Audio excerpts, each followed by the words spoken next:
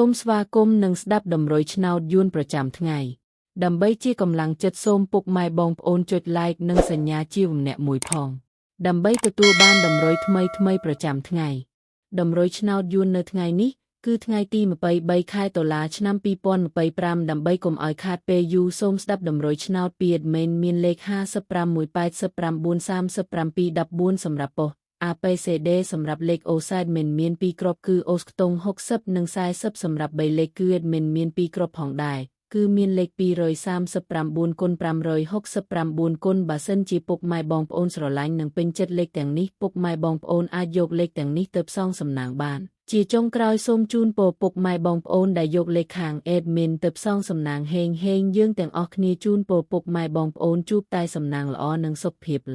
អសូមជម្រាបលាជួបគ្នានៅថ្ងៃស្អែកបន្តទៀត